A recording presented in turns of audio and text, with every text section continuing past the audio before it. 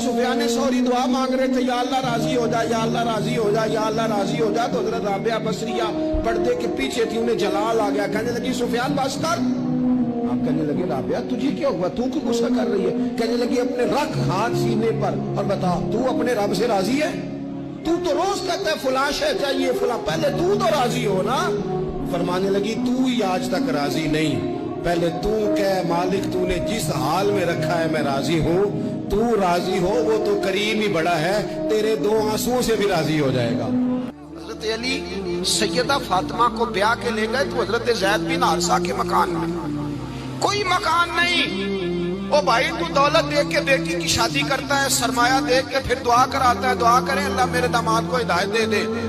मेरे रसूल ने बेटी की शादी की तकवा देख के, परहेजगारी देख के, दीनदारी देख के। हजरत अली शेर खुदा रज़ी अल्लाह ताला अन्हु फरमाते हैं कि सैयदा फातिमा तज़ारा को मैं ब्याह के लाया, सारे घर के काम हजरत फातिमा ने किए।